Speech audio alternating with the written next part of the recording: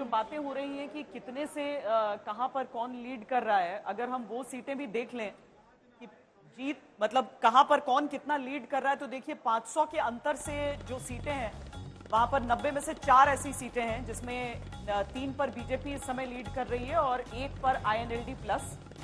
1000 से कम के फासले वाली जो सीटें हैं उसमें बीजेपी 4 पर लीड कर रही है, 1 पर कांग्रेस और 1 पर आईएनएलडी। अब 3000 से कम का जो फासला जिन सीटों पर है उसमें उनकी कुल संख्या है 20। अब इसमें वो पुरानी सीटें भी ऐड होती जा रही हैं, 500 से कम और 1000 से कम वाली। अब इसमें 12 पर बीजेपी, 6 पर कांग्रेस, 2 आईएनएलडी। इनमें से कई हैं जिनके नतीजे भी आ चुके हैं, तो हम उसकी प्रतीक्षा करते हैं। अब 5000 से कम के फासले वाली सीटें कुल 29 हैं, जिनमें 10 कांग्रेस, 17 बीजेपी, 2 आईएनएलडी और 10,000 से कम का फासला अगर हम देख लें तो ये कुल 44 सीटें हो जाती हैं। यानी कि 10,000 से अधिक जब हम जाते हैं तो उसमें 46 सीटें ऐसी हो जाती हैं। तो यहां पर 24 पर बीजेपी, 16 कांग्रेस।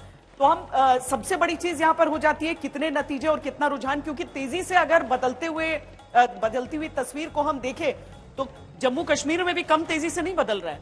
वहां 52 से एनसी गठबंधन जो है वो 48 पर है, 2 पीडीपी गेन कर चुकी है और बीजेपी 1-2 सीटों पर, मेरा ख्याल है 27 दिखा रहे थे, 29 पर आगे हो चुकी है। यही सबसे महत्वपूर्ण होगा कि अभी तक जो है सीटें भारतीय जनता पार्टी कितनी जीती है, कांग्रेस पार्टी कितनी जीती है। यदि 10,000 से ज्यादा का मार्जिन है तो ये मान करके चलिए वो सीटें भारतीय जनता पार्टी या कांग्रेस पार्टी जो भी हो जीत रही है। 1000 से कम वाली जो सीटें हैं वो सीटें इधर उधर जा सकती हैं, क्योंकि अब मुश्किल से 4 राउंड से ज्यादा नहीं बच गया होगा।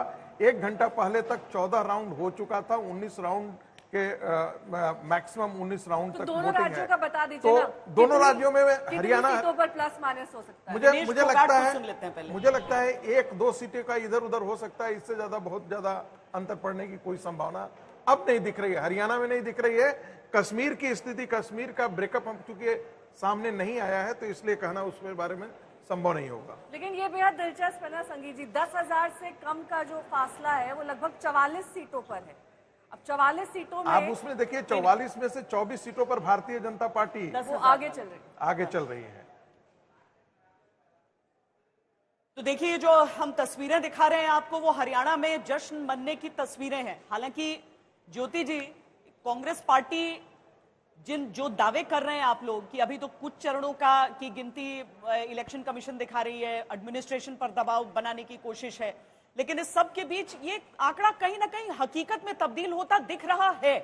और जो चीज मैंने आपसे पूछी थी जिस पर आपने जवाब नहीं दिया वो रही, हम एक बार फिर नायब सिंह सैनी की बात सुनाते हैं, फिर हम लाडवा की सम्मानित लोगों का मैं दिल से धन्यवाद करूंगा कि उन्होंने जो आशीर्वाद, जो प्यार दिया है, मैं उसके लिए लाडवा के लोगों का दिल से धन्यवाद करता हूं।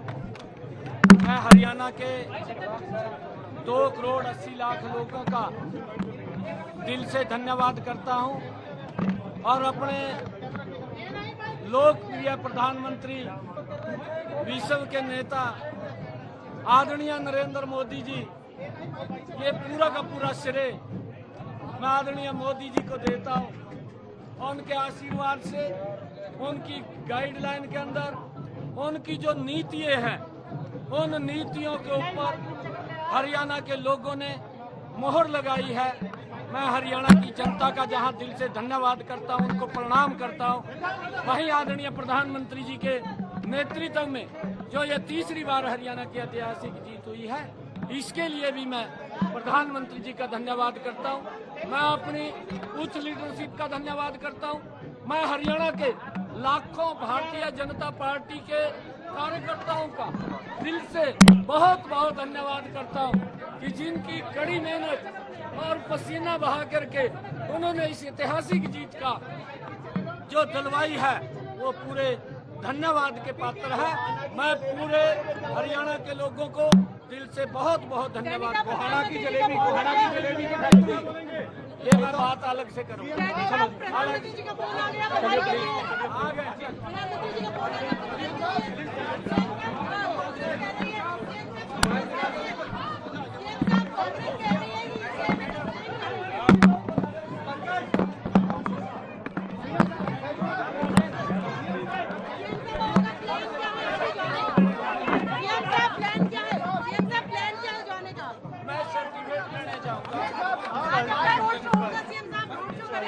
नहीं, अभी मैं ज्योतिषर में भगवान श्री कृष्ण की भूमि को प्रणाम करने जाऊंगा।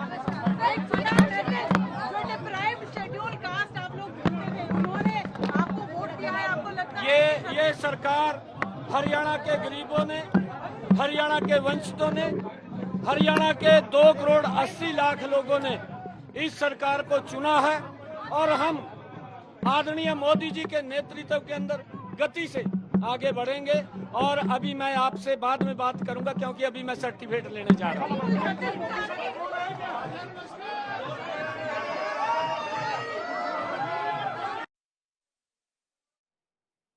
दो चीजें बदल दी गई थी, एक तो मुख्यमंत्री बदल दिया गया आशुतोष, और दूसरा जेजेपी से गठबंधन तोड़ लिया गया। ये चीजें काम आई? निश्चित तौर पर इसमें कोई दो राय नहीं है, क्योंकि देखिए जेजेपी का तो पूरी तरीके से सफाया हो गया है। तो 1% वोट भी शायद नहीं मिला, 1.5% के आसपास वोट मिला है। और पिछली बार 15% वोट मिला था और 10 सीटें मिली थी। और ऐसा लग रहा था जैसे कि देवीलाल और ओम प्रकाश चौटाला की जो लेगेसी है उसको ये लेके आगे बढ़ाएंगे। तो उसमें अगर इनका पूरी तरीके से सफाया होना, ये दर्शाता है कि लोगों ने समझा कि आप पूरी तरीके से अवसरवादी थे और आपने 2019 के चुनाव में बीजेपी नरेंद्र मोदी के खिलाफ कैंपेनिंग की, फिर उनके साथ जुड़ गए। जब किसान का आंदोलन हो तब भी आप उनके साथ रहे। तो अब आप हमारे साथ आ रहे हैं, तो ये हमको बर्दाश्त नहीं है।